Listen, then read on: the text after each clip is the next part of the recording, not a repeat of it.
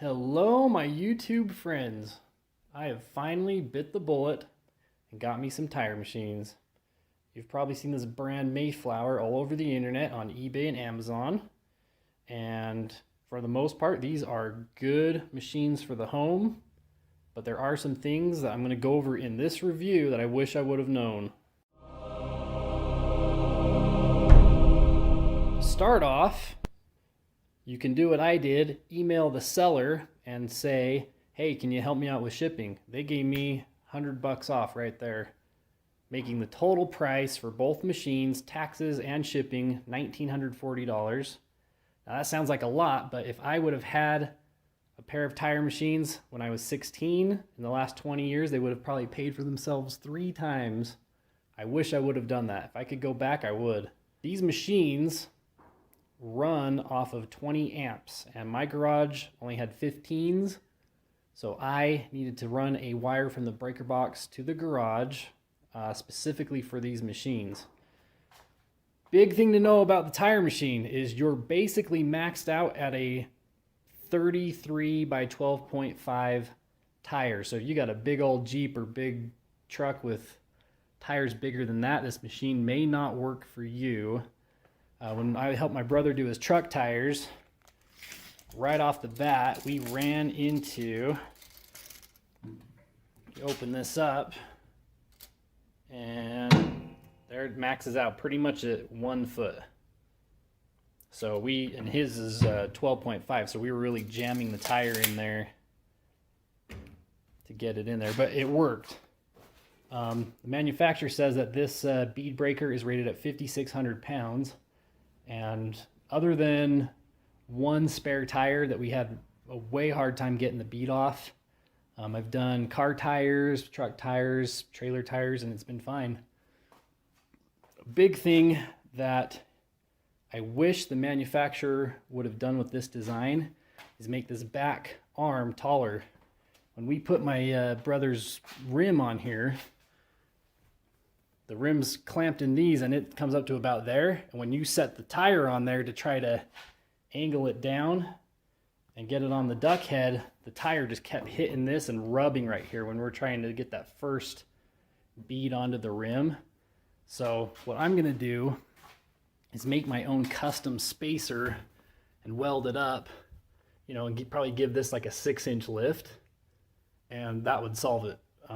There's no hoses or wires or anything in there, so that would just be a, you know, simple fix. Spray paint it blue, you won't even tell. The duck head that comes with this is this metal one. I really don't like it because the bead of the tire comes to this point right here, and then you've got this extreme drop right under this lobe right here. It's like bam, and that I feel was way too aggressive on the tire, and we actually ripped one of the beads even though it was lubricated and everything. So I bought one of these universal ones. I think I got this on Amazon for like 28 bucks. It's got a little bit, you know, less aggressive angle. You can see where that angle starts right there. If you come straight down, that's like where it would be.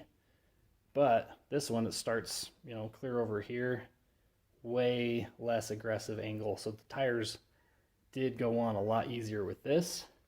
This is a 28 millimeter hole. You got to get right there because you can get 28, 30s, 32s, but you need to know that's a 28 if you're gonna get different duck heads for it. Okay, next, to operate it, there's no power button. You just plug it in and you're good to go. Left pedal here, you press down, rotates it clockwise, put your toe under it, lift up, goes the other way. You need to have a compressor plugged into it to use the pneumatic stuff. I've got a 33-gallon compressor here. I don't know how small you can get away with, but that seems to work just fine, and that plugs in back here.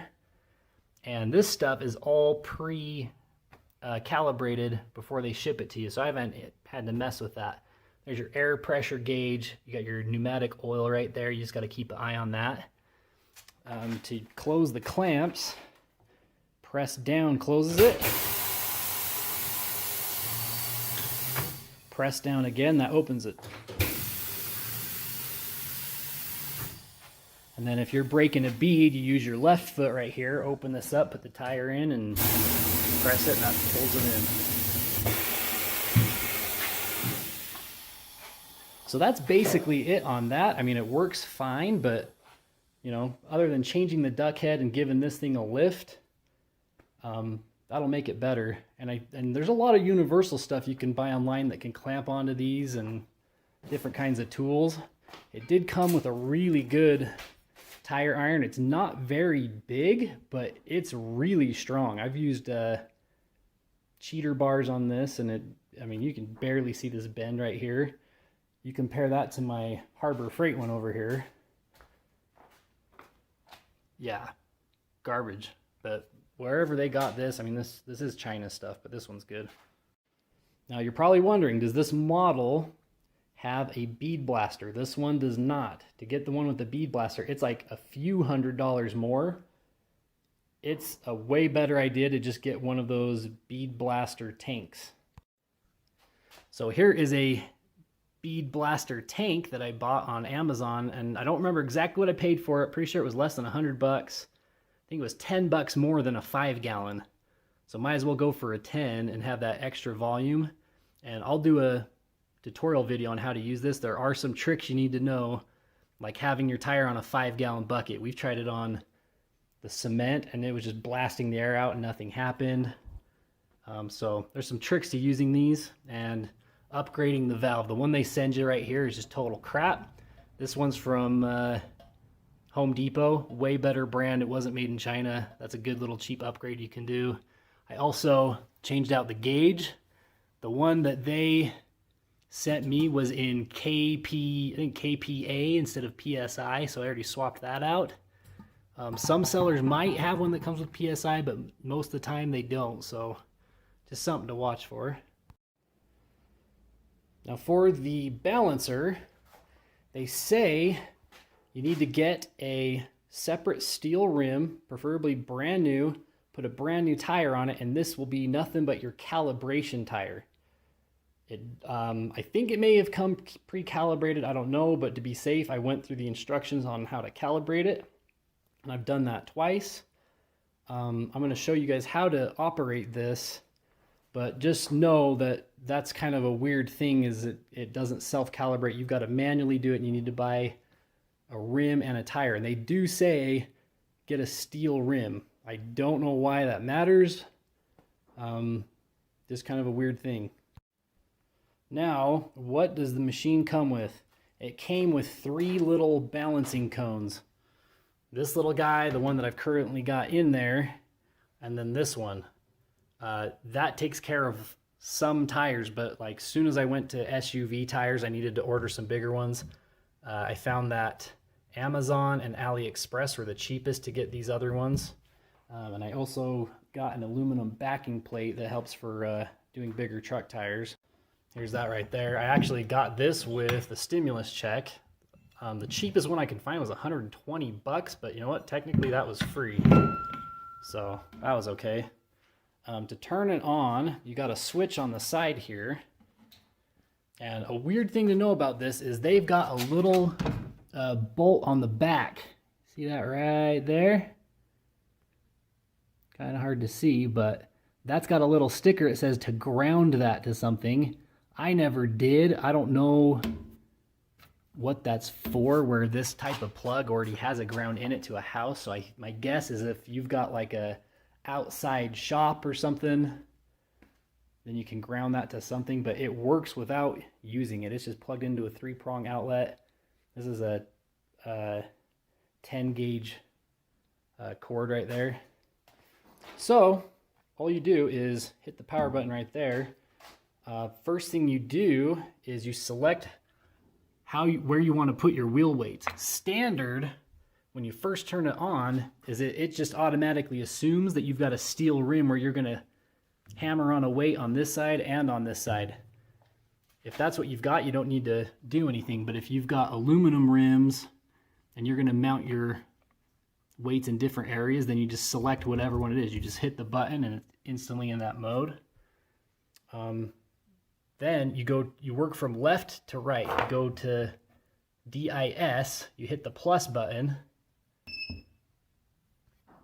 You can see it says DIS 63, and that's referring to millimeters. And to plug in that value, you come to here. It's got this little arm. You bring that out to just below the lip of the rim like that, and then you've got this readout here. So that looks like 65, 66, 67, 68 millimeters. So you put that down, push the button so it says 68. Then you just go to the next section, hit the plus button, and BR, I'm not sure what that stands for, but it's this comes with this gauge thing right here, and that is to measure the width of the rim, and you put it in the, you put it right under that lip right there. So it just tucks. Let's see if I can get the camera focus on that better. So just like that on both sides. A little more than 6.5. It's mostly on 7. So hit the plus. It goes up in halves. There's 6.5. There's 7.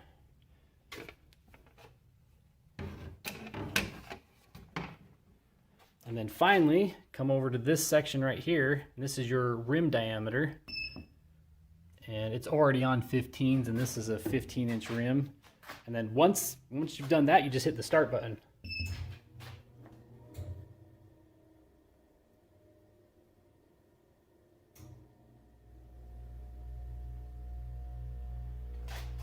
The first numbers you're going to see is in grams. So that's lit up, that's grams. It says 40. Over here it says 40. It's your inner side and outer side of the rim. You can see this little black image of a rim. So when you rotate this, that's where you're going to put your weight. Once this lights up all the way, you're going to put your weight at the 12 o'clock position.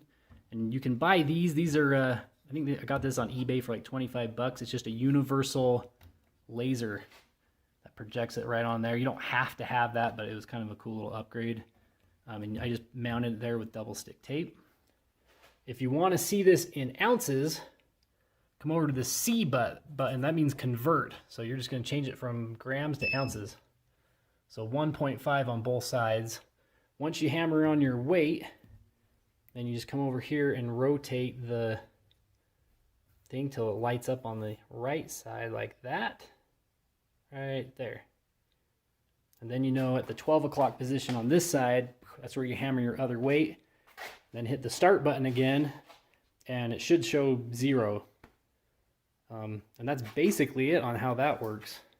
Another technical thing to know is it has holes in the base to drill and mount it to the floor.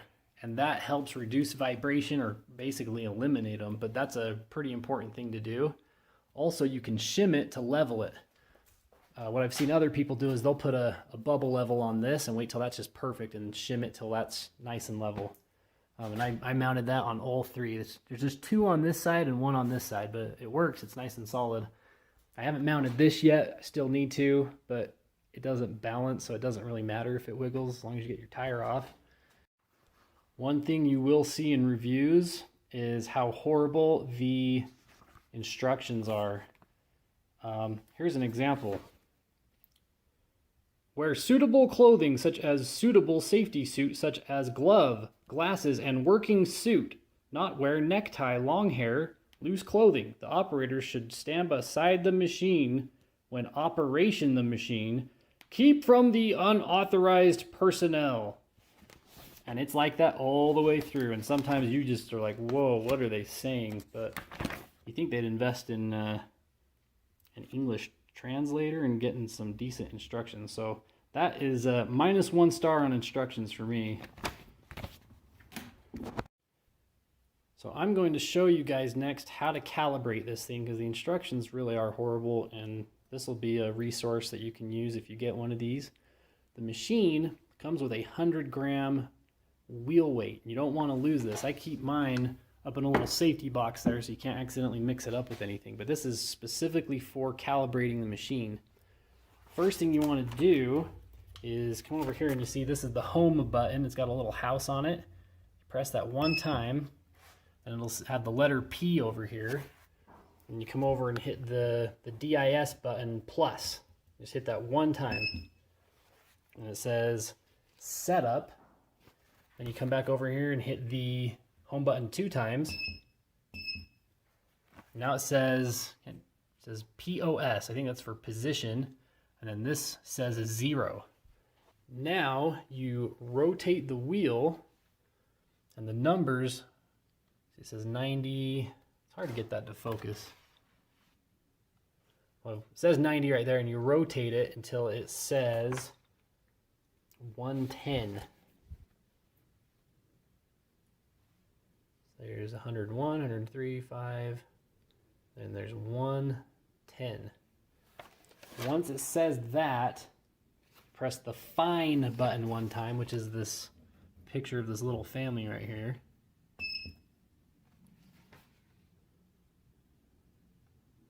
Then you rotate the tire until it says 120.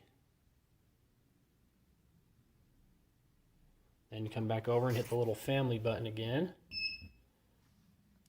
So now it says add 0. At this point you hit the start button. And this is your special calibration wheel, your special tire that you never drive on. So just remember, this is your calibration setup only. Now it says add 100. It's of course referring to your 100-gram clamp. Now you rotate the wheel until it lights up like that. And remember, this is a little picture of a rim right here, and it's right here it says outer. So this 100-gram weight's got to go on the outside of the rim at the 12 o'clock position. So there we go, 12 o'clock position. Now I come over here and hit the start button again. Once it stops, you're going to take your wheel weight off, the provided little grippy tool thing. Then you're going to rotate this till it lights up, and then put it on 12 o'clock position there. Okay, now that's in place. You hit the start button one last time, and if everything worked correctly, when that stops spinning, it's going to beep 3 times.